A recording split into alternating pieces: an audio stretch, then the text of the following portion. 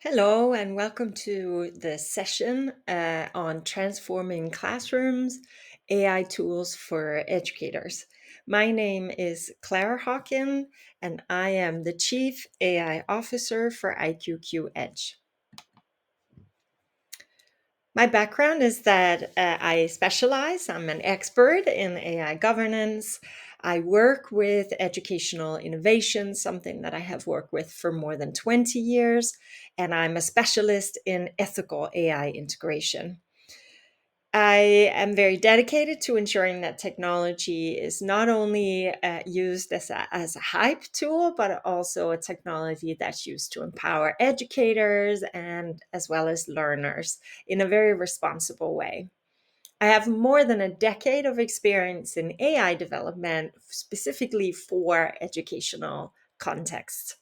I also specialize in creating policies and AI literacy frameworks for safe and ethical AI integration. I work with governments, schools, school districts across the world. And my greatest focus is on tools that really contribute, as I said, to excellence in education and also provide a safe learning environment for all of the students that are using these tools. What will you gain from this session with me? Well, I hope that you will understand how to balance the integration of AI tools with safety, with privacy, as well as ethics when you're in the classrooms. We'll go over some actionable steps that you can take when you should create AI policies, as well as frameworks that will help you in an educational context. We're also going to explore a little bit how AI can be used to enhance feedback, not grading, but feedback, foster critical thinking, and also help promote ethical awareness among the students as well as the staff. And then we hope to gain some insights into implementing AI tools in your educational organization as well.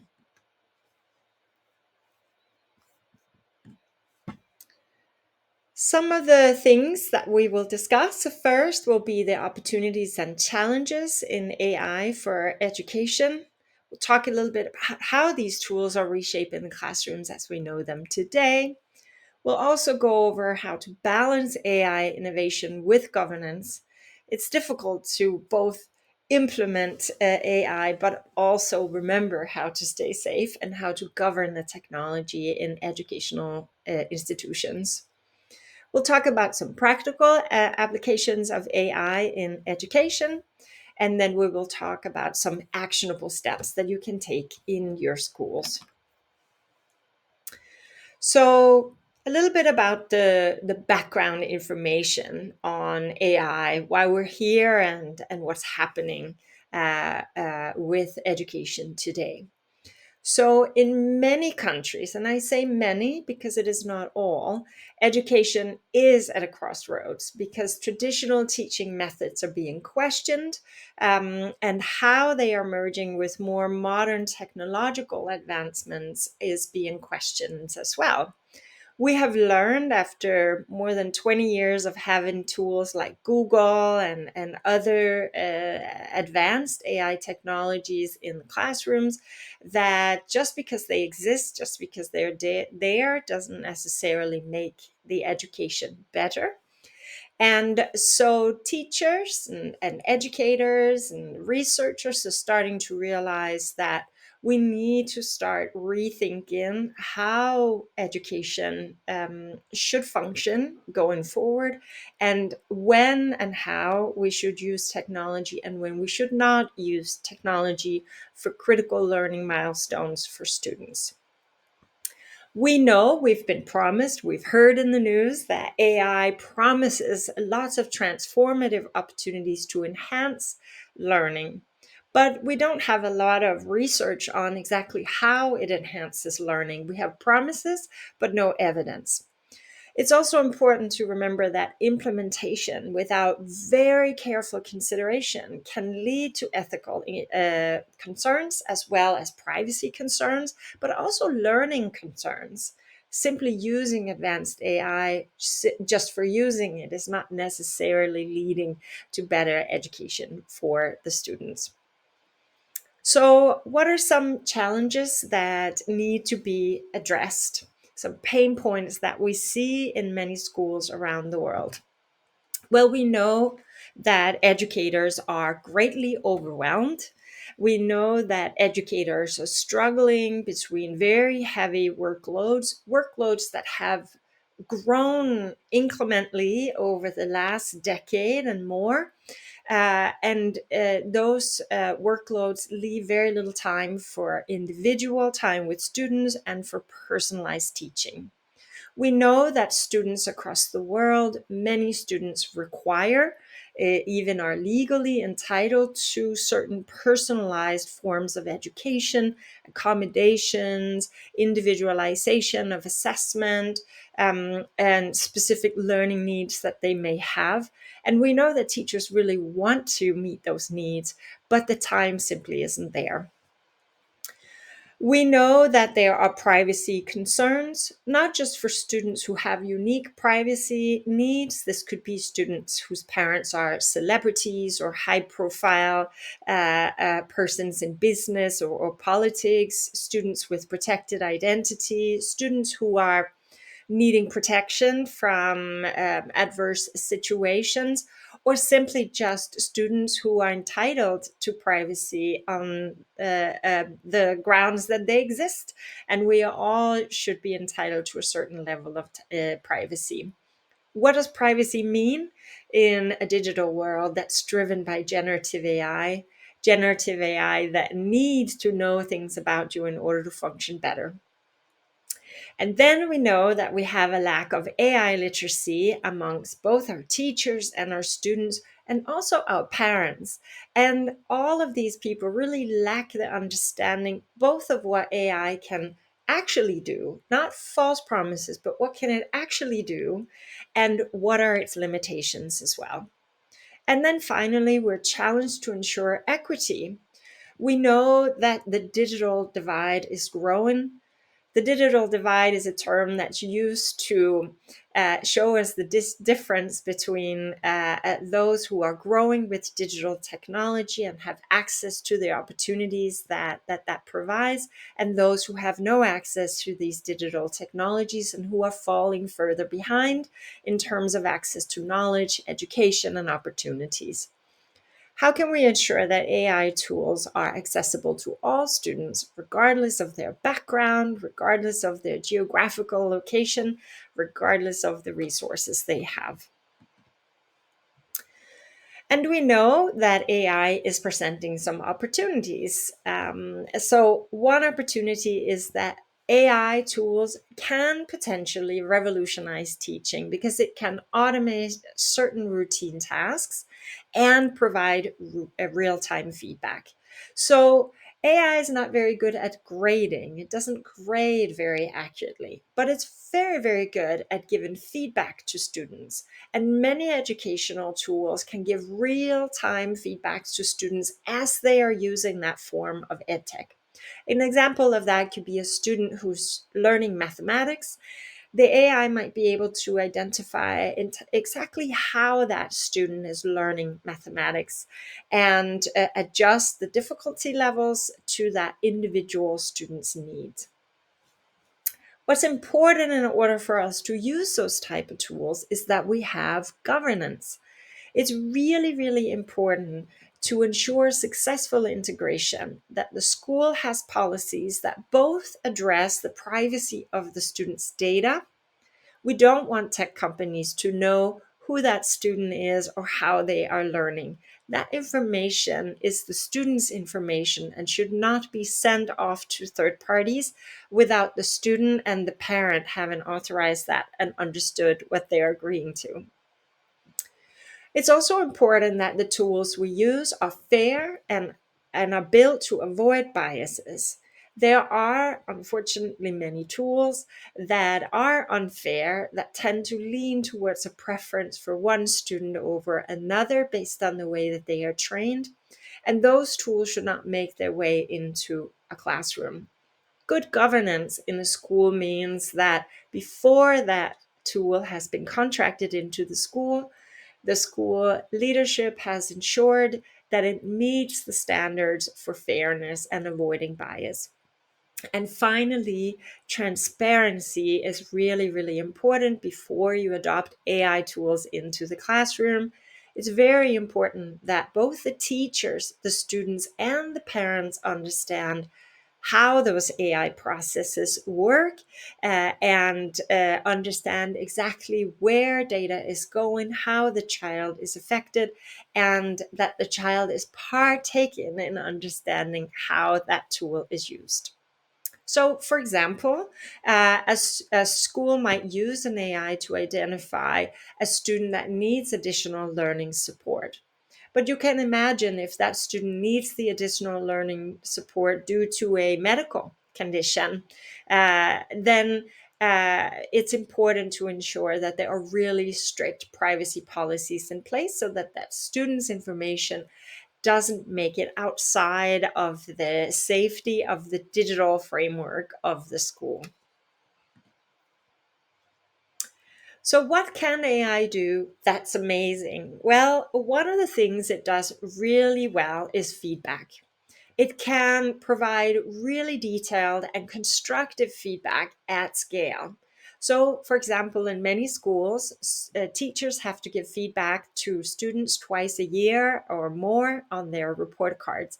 And often teachers use something like 2 stars and a wish. These are two things that the student does well. I wish that they would work on this. And it takes an enormous amount of time to write this type of constructive feedback. But AI can be used to write this very quickly, and it can be automated to do it so that the student can get actionable feedback that they can work on from home, as well as getting praise to identify what they are already good at. In addition, AI is working on learning how to reduce bias by standardizing assessment.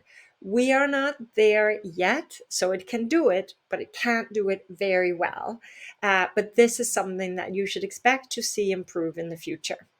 And then, of course, AI can save teachers time on administrative tasks, lesson planning, writing assessments for the students, and so on, allowing teachers to have much deeper engagement with the students and subsequently get to know them better. It also is very good at tailoring feedback tools to students' ages and comprehension levels. So, simply by explaining to the AI that you have a specific task X, and you want to adjust it to a fifth grade student and a 10th grade student, it can do it in seconds and does that very effectively. So, for example, an AI writing tool could give some actionable suggestions to a student's work, which allows them to revise their work independently, both saving the teacher time at that early draft writing process, but also allowing the students more independence in how they are interacting with their own writing. It's also a great tool for critical thinking and for ethics. There's a big discussion about whether with AI students will lose their ability for critical thinking.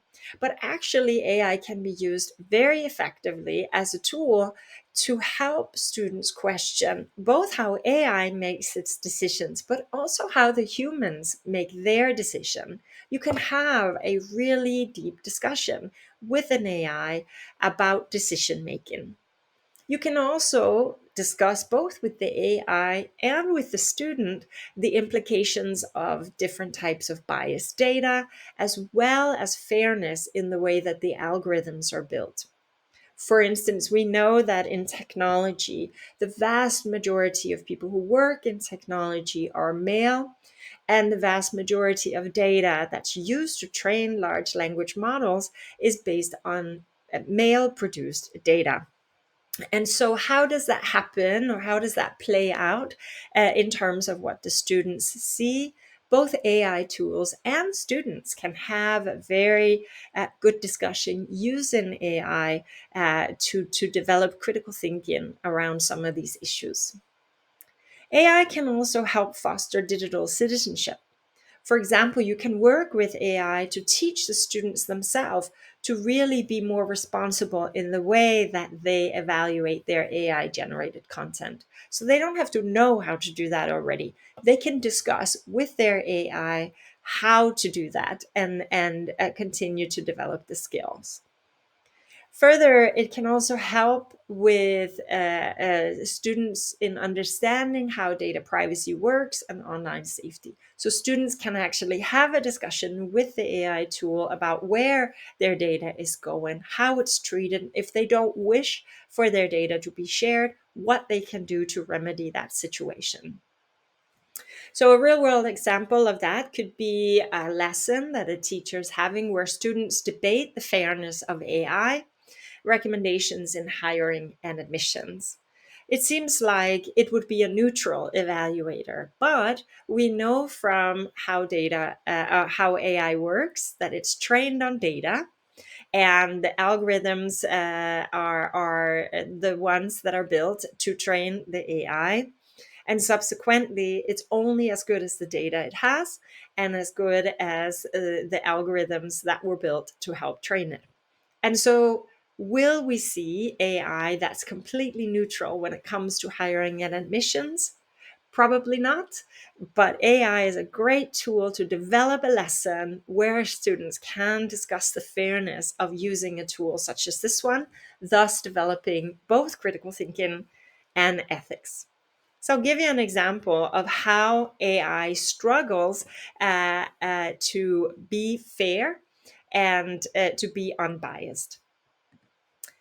Here in this image, I went into an AI and I said, make an image of a fifth grade student in Pakistan. That was the extent of my prompting.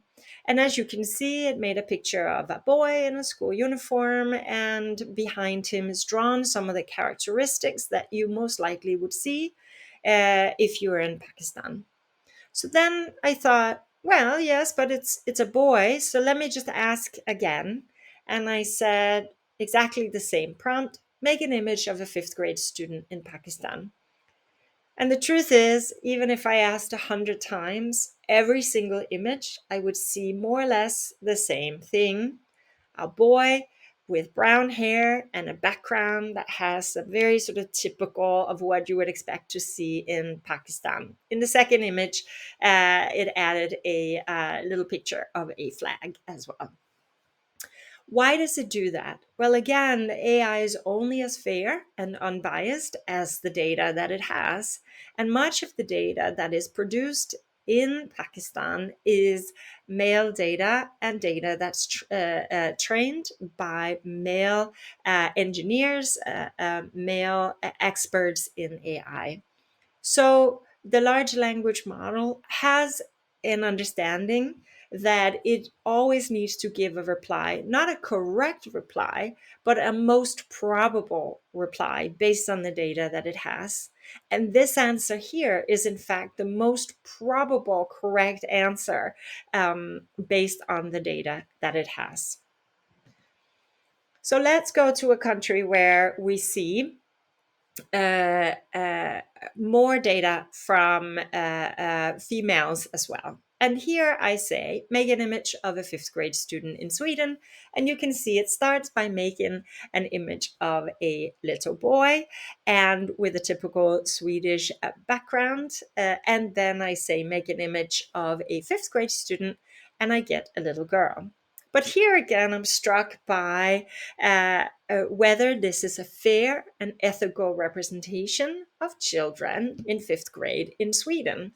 And I know in Sweden there are lots of children from different cultures. There are lots of children with different skin colors, hair textures, and children who were born outside of Sweden and have moved to Sweden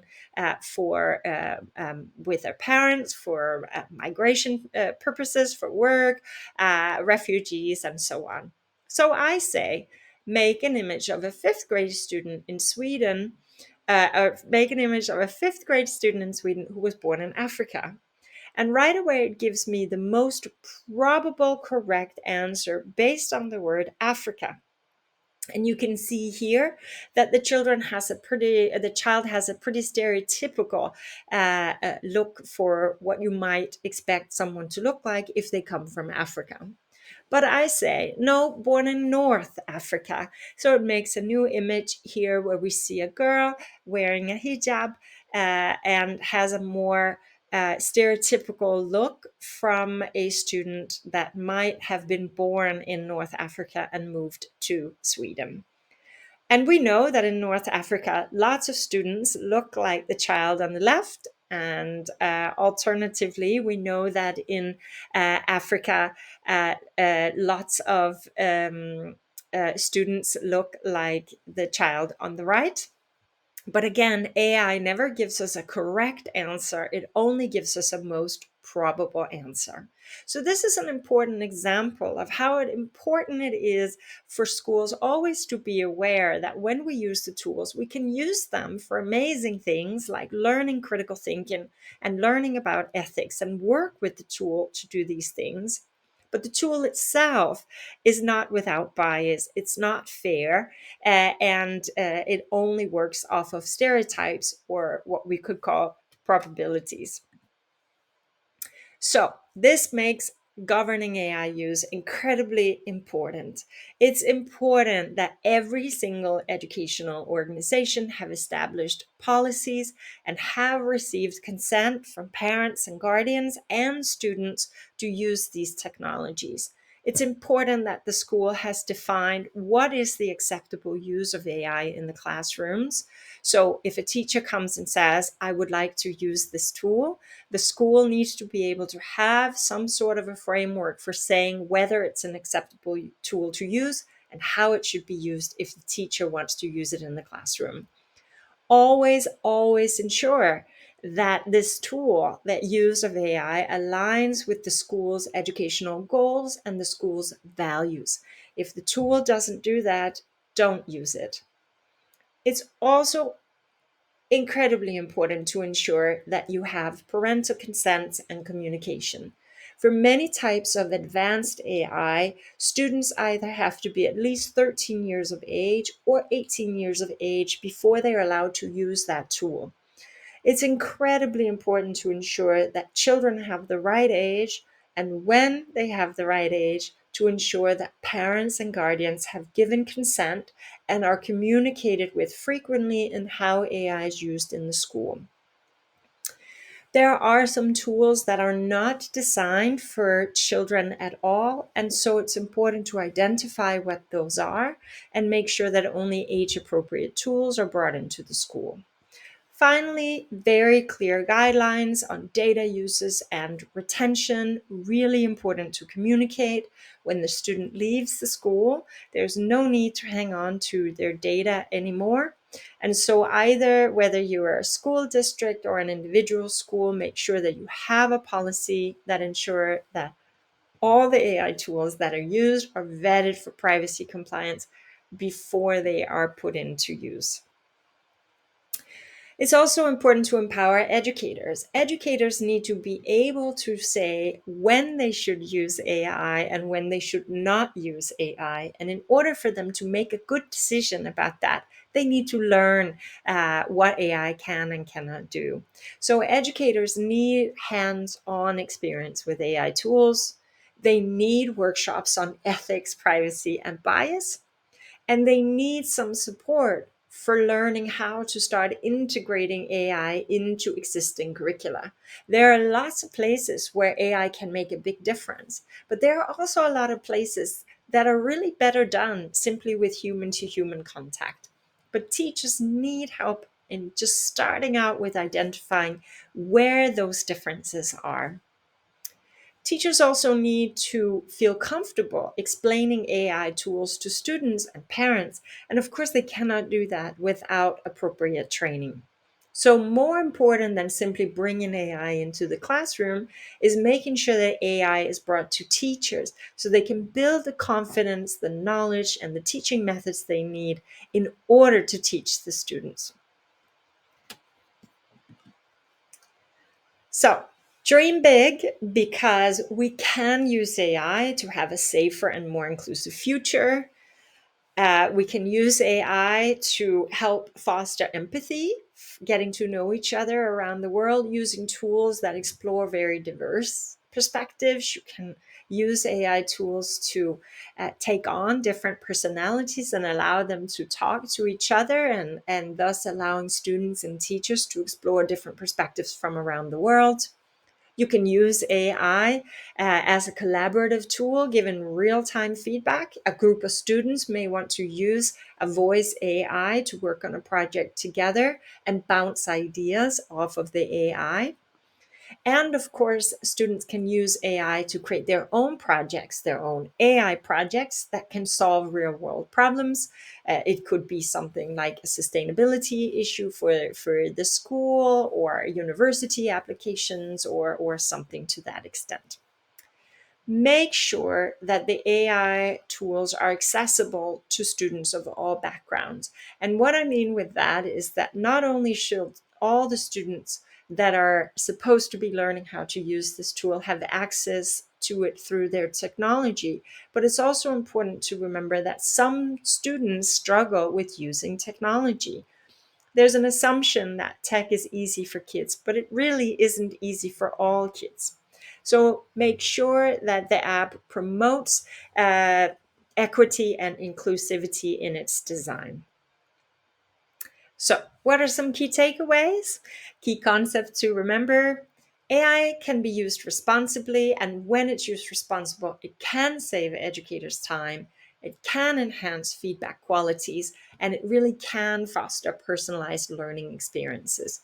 But it cannot do that without governance. You must have AI policies in the school that prioritize data privacy, ethics, and transparency, both to ensure safety and fairness, but also to ensure trust with the tools. Educators need to be empowered. They need training and support first so that they can much more effectively support students and parents in the AI integration that takes place in the curriculum. And AI can be used to foster critical thinking. There are lots of opportunities to use it as a very powerful tool to teach students about privacy and fairness issues, but also the social impact that these technologies have. And finally, keep in mind that we always need to balance innovation with responsibility. In many schools, we're responsible for children. And so it's important that we use thoughtful planning and collaboration when we integrate new tools into the school environment. So, I want to hear from you. I want you to share your thoughts and ideas and questions in the comments section. And let's start a conversation. I will be in the comments and I want to ask you, how do you envision AI enhancing your educational practices? Your input is really important to me, so I'll be actively engaging in the comments during the conference and following this session. You're warmly welcome to connect with me on LinkedIn to continue the conversation. My name on LinkedIn is Clara Hawking, and you can also visit IQQ Edge, where we are posting tools and resources and insights into AI-powered education in the coming months. So stay engaged, and thank you for taking the time to joining the session. Your participation is what drives the future of education. Your curiosity and your courage to explore and try new things to make sure that students are always getting the best education possible. I'm really honored to share my insights with you, and I do hope that they will spark meaningful discussions and actions within your network. Final reminder, I do value your thoughts and questions. You're warmly welcome to share them in the comment section during the live sessions.